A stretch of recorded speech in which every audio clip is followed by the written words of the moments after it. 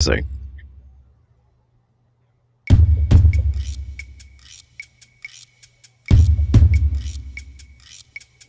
Reverend Mary Hawk.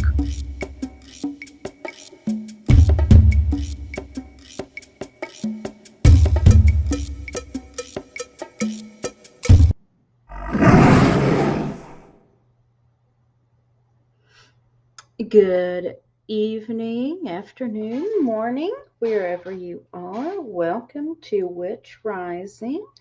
I'm Reverend Mary Hawk. Hope you're doing well.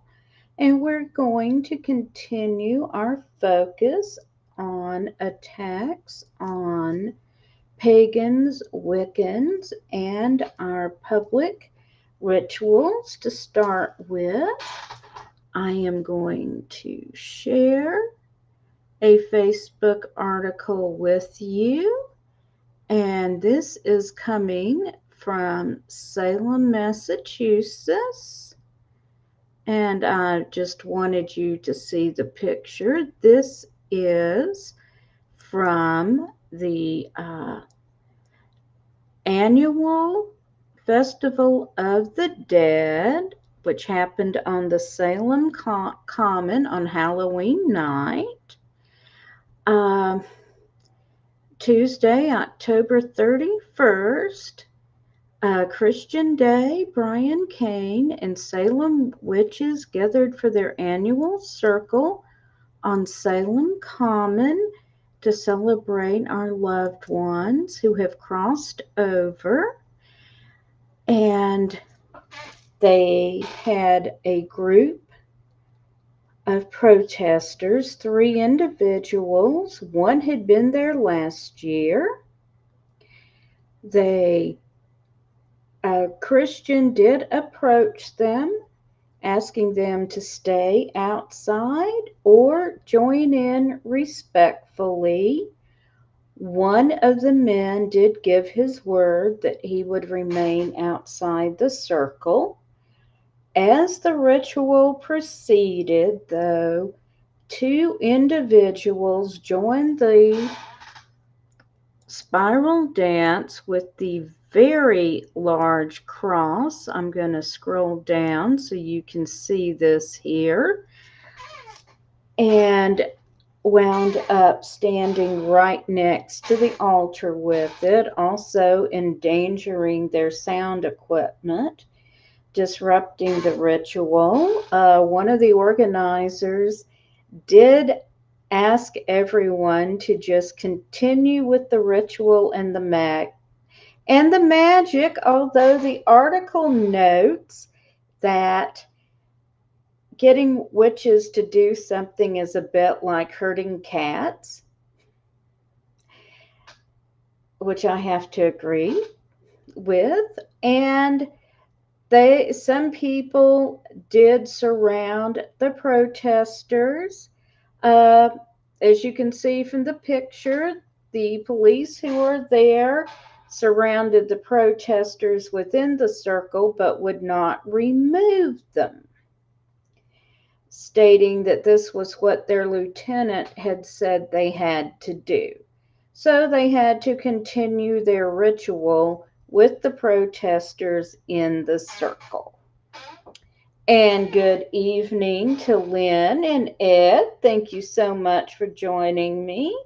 Anybody watching, go ahead and throw a greeting in chat, or if you disagree with me, I welcome respectful disagreement, but I did want to bring attention to this because Salem, Massachusetts really has been the home for witches for many years. October is a huge month for the city of Salem. And hello to Tina. Thank you for joining me this evening, or whatever time zone you're in. It's evening where I'm at.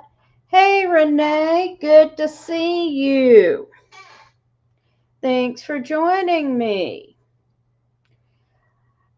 So the article goes on to discuss the fact that they Christian later met with the mayor and the chief of police to discuss what happened, and going forward, they may have resolutions, but many people were upset because they came to this ritual and they did not feel safe,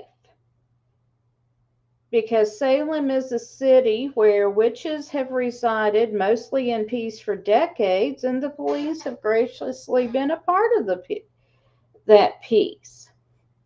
There was a collective breakdown here, and they do look forward to being part of the strategy to prevent that in the future. So once more, and I want to make it clear that this is a strategy we are seeing from Christian nationalists to protest and disrupt our rituals. There were only 3 individuals involved, and I do want to make that clear, but that is enough to disrupt the ritual, make people feel unsafe. And again, we had this huge cross right up there at the altar. And of course, I have mentioned we had protesters at Nashville Pagan Pride Day, where I'm one of the coordinators. They didn't haul a cross, but they did bring an egg crate to stand on, and they stood just past our entrance, basically haranguing everyone who entered or left, telling us that we're going to hell. And some people who attended Jacksonville, Florida Pagan Pride told me about their protesters, and they did bring a large cross. And as Ed points out, it's really a pain to do that. And it is. Hauling a cross that size, even if it's made of relatively light materials, has got to be a pain to get it there and then walk around with it. This took a lot of premeditation on somebody's part. So, once more, we are under attack. Our rituals are being disrupted. Our stores are being intimidated. Last week, I was reporting on the store in Pennsylvania, where the owner had a visit from the police chief to remind them that technically tarot readings are illegal in Pennsylvania. And I do want to throw this up here. If anyone has information on a story you would like to see me cover, please contact me at witchrisingpwtv@gmail or at witchrising on Facebook. I do want to hear from you, especially anything about attacks on pagans and pagan events. Now, the next thing I want to cover is we had a story last week. I mentioned that Pastor Greg Locke would be holding a book burning on Halloween night here in Mount Juliet, Tennessee, which is just down the road from where I live, both of us, and just outside of Nashville, Tennessee. Uh, he held this occult burning event. It was live streamed on YouTube. I will throw up a link to that on the Witch Rising Facebook page if anybody has the stomach to watch it. It's over 2 hours long.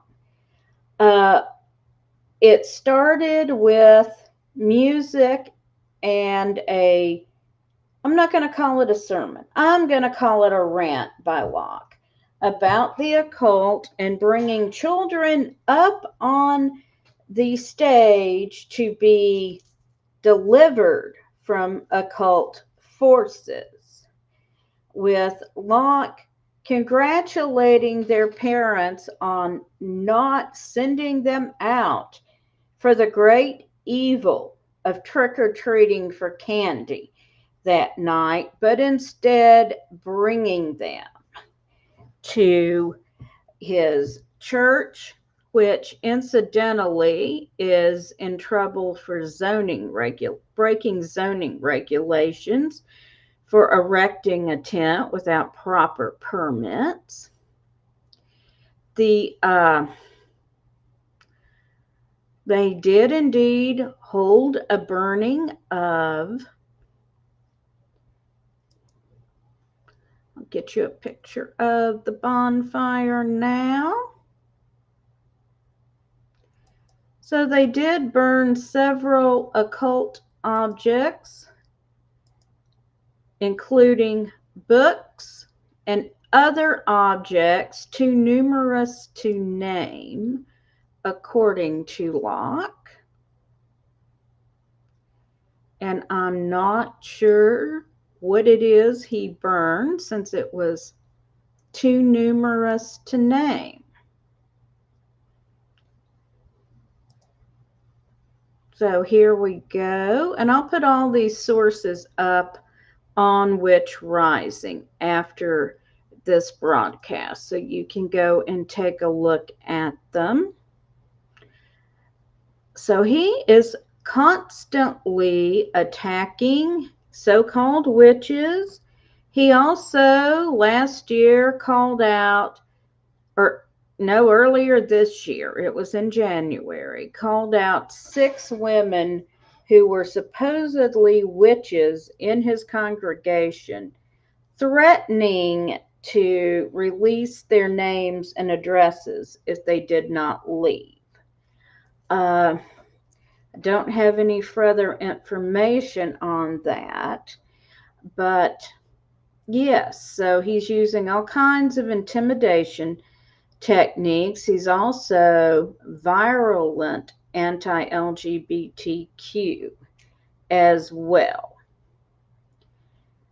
And I'm also just going to throw this out. From my personal practice, I very much see Samhain and Halloween as 2 separate holidays. And I'd love to see some comments on this in chat, because for me, Samhain is a very sacred holiday where we celebrate our ancestors. And hello to Janet. Thank you for joining.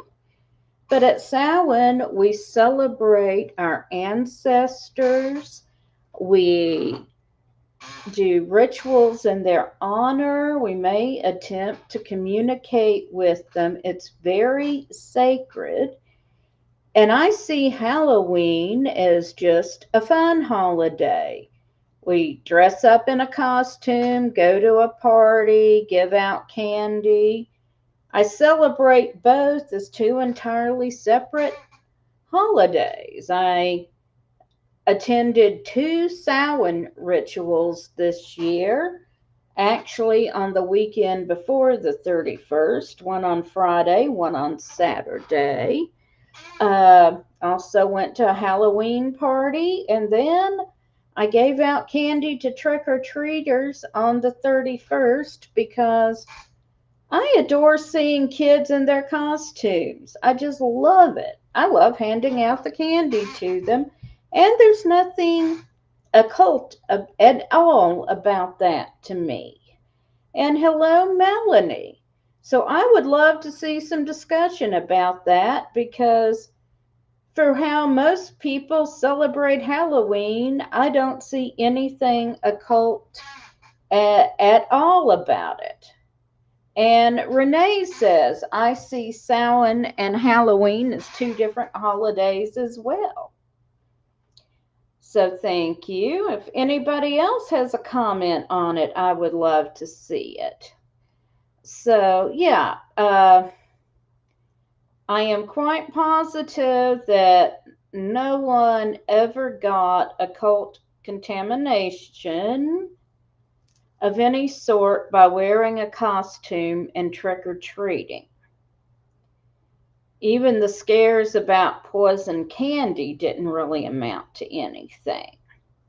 So I just wanted to throw that out because that gets more and more press too now, that there's something wrong with children dressing up and trick-or-treating. And I don't understand that. And Janet also says, I agree, they are two different things. So, yeah, and I personally, from the point of view of a child getting dragged to church to be ranted at when all your friends at school got to go out and get candy just sounds plain horrible. It really, really does. I just can't imagine how those kids must have felt. So this is what I've got to talk about tonight. I want to thank everyone for joining me. Again, I am always looking for tips on attacks on witches and paganism or any other story you'd like to see me cover. You can reach me at witchrisingpwtv@gmail or Witch Rising on Facebook. Thank you so much for joining in tonight and saying hello in the chat room.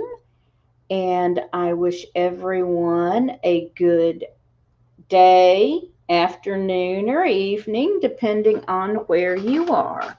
And blessed be everyone. Witch Rising.